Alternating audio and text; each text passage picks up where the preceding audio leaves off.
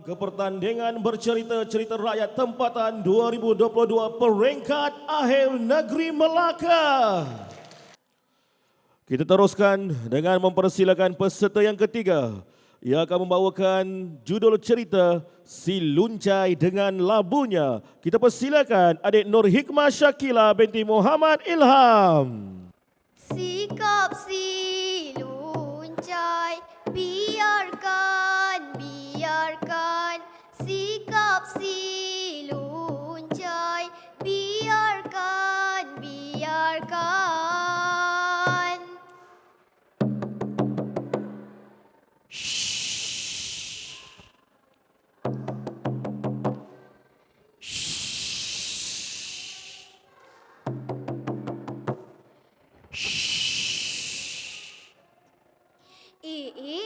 siapa pula yang nyanyi tu? Nak tahu siapa yang nyanyi? Mari dengarkan. Yang berhayal, sedar-sedarkan. Yang terlena, kejut-kejutkan. Yang tersesat, mari ke pangkal jalan. Pada zaman dahulu, di sebuah negeri yang aman sentosa bernama Indrapati. Rakyatnya rajin dan suka bercucuk tanam. Ada yang menoreh getah, menanam padi dan ke laut menangkap ikan.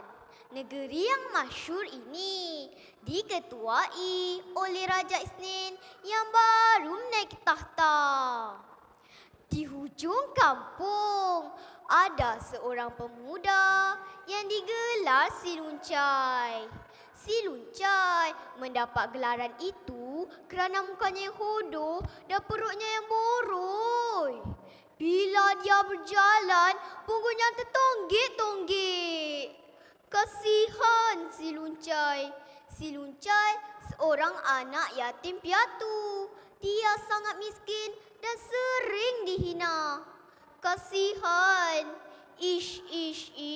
Tak baik tak kawan-kawan menghina sesama manusia. Walaupun Si Luncai miskin, hodoh, tetapi Si Luncai seorang yang ringan tulang dan cerdik. Kawan-kawan, Si Luncai memang sudah lama berangan-angan untuk bertemu dengan raja. Dia ingin melihat sendiri wajah Raja Isnin. Telah beberapa kali mencuba, hasilnya gagal untuk bertemu dengan Raja Isnin. Disebabkan wajahnya yang buruk dan tidak mempunyai pakaian yang sesuai untuk menghadap raja. Suatu hari, pucuk dicita ulang mendatang. Si Luncai dapat menghadap raja. Alangkah gembira tidak terperi Si Luncai. Impiannya menjadi kenyataan. Ketika menghadap raja, Raja Isnin sedang mencukur rambut. Siapakah kamu, wahai anak muda? Bukan Patik, tuanku. Nama Patik Si Luncai. Patik tinggal di hujung kapus sana. Patik datang mahu melihat sekeliling kawasan istana tuanku.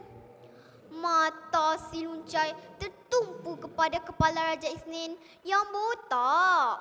Tiba-tiba Si Luncai menangis terisak-isak.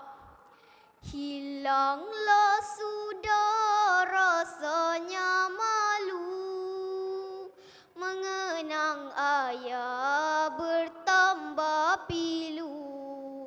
Hati di dalam bagai dipalu, bila disoal lidahku keluh.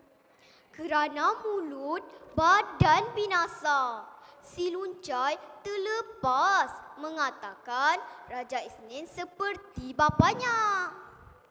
Kau telah menghina beta, pengawal! Campak dia ke laut.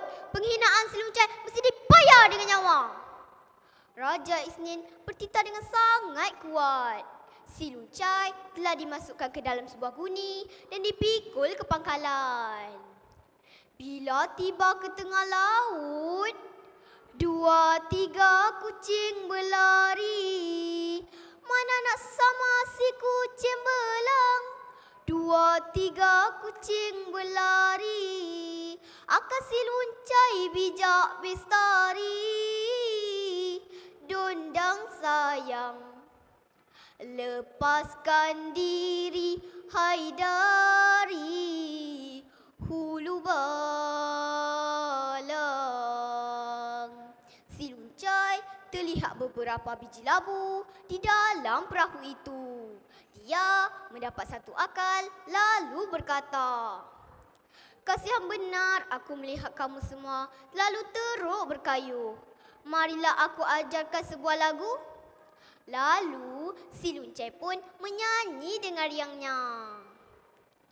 Si luncai terjun dengan labunya. Biarkan luncai dengan labunya. Si luncai terjun dengan labunya. Biarkan luncai dengan labunya. Berulang kali lagu dinyanyikan dengan girang hingga mereka lupa dan lalai. Kawan-kawan nak tahu perbuatan si luncai terjun ke dalam laut dilihat oleh sekumpulan pendayung dan berteriak, "Hei, si luncai dah terjun dengan labu-labunya! Si luncai dah terjun dengan labu-labunya!" Biarkan luncai dengan labunya. Si luncai dah terjun dengan labu-labunya. Hei, si luncai dah terjun dengan labu-labunya. Biarkan luncai dengan labunya. Namun kawan-kawan, teriakan itu sia-sia sahaja. Apabila mereka sampai ke tengah laut, tiba-tiba barulah mereka menyedari bahawa si luncai telah berjaya melepaskan diri. Mereka kembali ke darat untuk mencari si luncai, namun tidak berjaya. Bijak sungguh kan si luncai ni kawan-kawan? Begitulah kawan-kawan kisah si luncai dengan labu-labunya. Di dalam cerita si luncai ini ada 2 pengajaran yang mesti kita ingat. Yang pertama, kita jangan suka memandang rendah kepada orang lain. Kesannya kita yang mendapat malang. Yang kedua, kita jangan mudah berputus asa dalam apa jua situasi pun. Kita hendaklah yakin dan rajin berusaha. Sebelum saya akhiri cerita saya, dengarkan serangkap nazam daripada saya. Ini kisah kita jadi pengajaran. Banyak sungguh ilmunya dan tauladan. Kisah si luncai jadikanlah hai panduan untuk berkat hidup ke akhir zaman. Sekian, terima kasih. Jumpa lagi ya kawan-kawan.